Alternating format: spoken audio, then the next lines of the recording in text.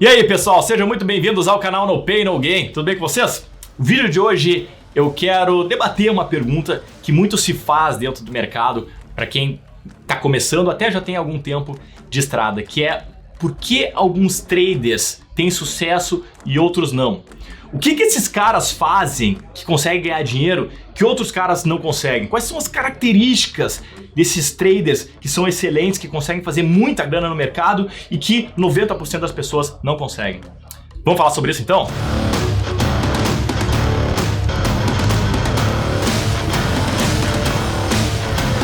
Então assim, antes de tudo, eu quero dizer que eu vou fazer esse conteúdo com base num estudo que foi feito e descrito num livro que eu simplesmente sou apaixonado, que é o livro Fora de Série, ou Outliers, que foi escrito por Malcolm Gladwell. Hoje é um livro bem famoso, o cara tá muito famoso também em virtude desse estudo que ele trouxe, que basicamente ele trouxe algumas evidências do que fazia pessoas serem excelentes numa atividade profissional e outras não. Qual era a principal diferença, tá? Antes disso, muita gente acabava pensando que, é QI alto. Não, a pessoa é muito inteligente, então por isso que ela acabou tendo muito sucesso profissional. Ou, que a pessoa nasceu com dom, né? Aquela pessoa nasceu para isso e é por isso que ela tem sucesso. Ou uma terceira desculpa, é que aquela pessoa teve sorte, né? Aquele meu amigo, sei lá, um conhecido, teve sorte e por isso que ele teve sucesso profissional.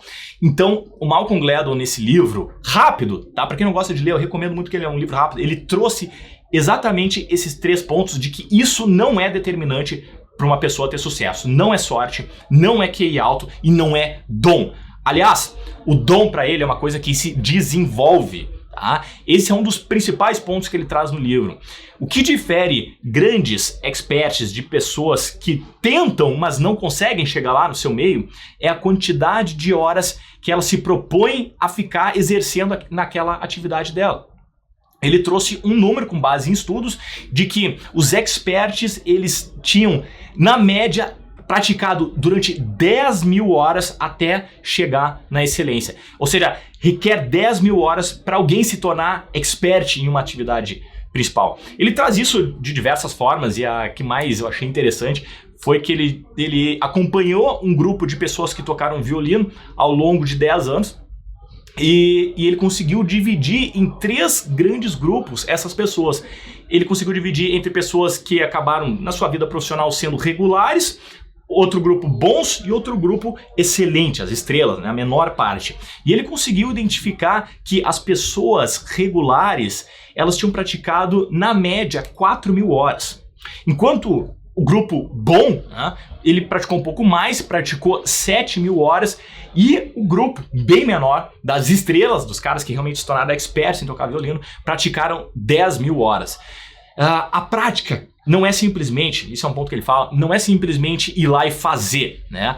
Precisa ter um ciclo de aprendizado em cima daquela atividade que tu está fazendo. É um ciclo básico de execução, feedback, melhoria, né? Correção, execução, feedback, melhoria, execução, feedback, melhoria, e com isso então tu vai ficando cada vez melhor. Porque cada vez que tu faz alguma coisa, tu recebe, tu tem que entender o feedback e não cometer o mesmo erro na próxima vez que tu vai fazer, e assim tu vai tendo então uma espiral ascendente, ok? Com essas 10 mil horas então, foi um dos pontos principais que distinguiu pessoas muito boas daquelas regulares. Tudo bem.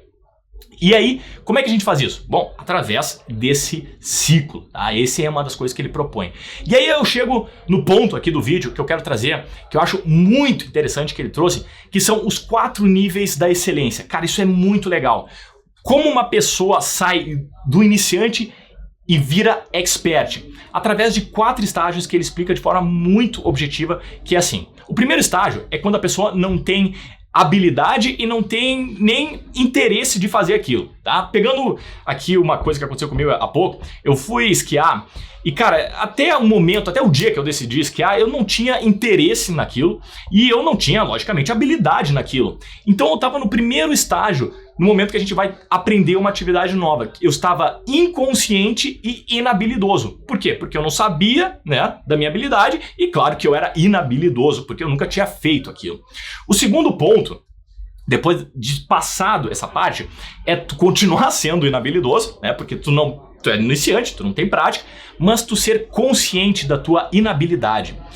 E no momento que tu passa a ser consciente da tua inabilidade, tu te abre, tu fica disposto a melhorar. Por quê? Porque tu fica atento ao que tu tá errando e tu começa a corrigir.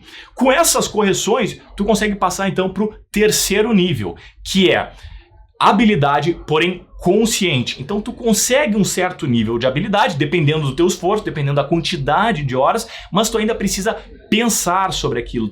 Eu ainda precisaria entender onde eu botava o peso na perna para poder fazer a curva e tudo mais. Então tudo era muito consciente.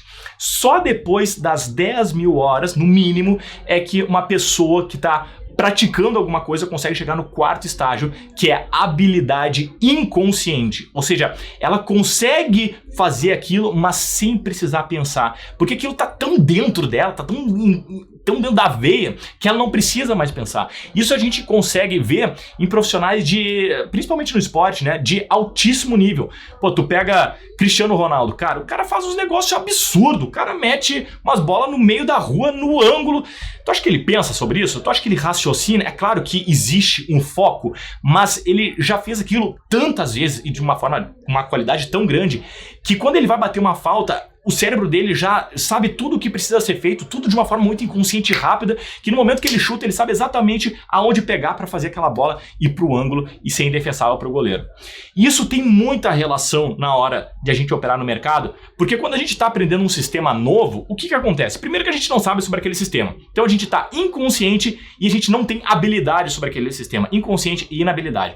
No momento que a gente vai entendendo aquele sistema, a gente passa a ainda ser inabilidoso, mas passa a ter consciência daquele sistema. Se a gente começar a praticar aquele sistema, o que vai acontecer? A gente vai ficar habilidoso, porém consciente. Quando aparece um sinal, a gente ainda vai precisar pensar um pouco, será que está encaixado? Será que não está? Mas onde é que está o ponto de stop? Onde é que está o alvo? Então a gente ainda precisa raciocinar. E o ponto é que depois de tanto tempo, de tantos sinais, de tantas vezes que a gente viu aquilo, de tantas vezes que a gente já praticou, a gente olha para um sinal, a gente não pensa mais, a gente só sabe, cara, é isso. E é sim ou não. Em questão de 1,5 segundo, 2 no máximo, tu já sabe se tem sinal, e aí a entrada vai ser muito automática porque tu tá no quarto estágio, que é habilidade e inconsciente. E é isso que a gente precisa fazer. A gente precisa saber tanto de um sistema, mas acabar com o suco da laranja ao ponto de, no momento que ele aparecer, não ter dúvidas de entrada, simplesmente a gente entrar, não titubear, saber o ponto de stop, saber o ponto de entrada, o ponto de alvo e acabou. A gente fez aquilo tantas vezes, a gente sabe que aquilo dá certo, a gente já fez isso 1000 vezes, então a gente não pensa mais sobre isso. É por isso que a gente tem que praticar o máximo possível. Então não é dom, é suor, é sangue, é choro, não adianta, a gente vai errar. Só que não pode errar no próximo trade. Não botei o stop nesse primeiro, no segundo tem que botar. Não estopei no segundo, no terceiro vai ter que estopar e tu vai ter que ir fazendo isso. Não adianta errar no primeiro, errar no segundo, errar no terceiro, errar no quarto, e tu acha que na quinta vez vai aparecer uma chave no teu cérebro e aí, não, agora eu vou botar stop. Não, o cara tem que ir executando, feedback, melhoria, correção, execução, até chegar no quarto nível. Tá? Então esses são os grandes pontos que o Malcolm Gladwell trouxe no livro dele e que se mostram extremamente eficientes no mundo do trade. É isso que eu vejo na prática. E se vocês têm outros pontos que querem compartilhar aqui, não deixem de fazer isso. Comentem aqui. É sempre importante a gente aprender de forma mútua. Tá certo? Eu fico por aqui. Eu espero que esse conteúdo tenha ajudado vocês e a gente se vê na próxima. Um forte abraço. Até mais.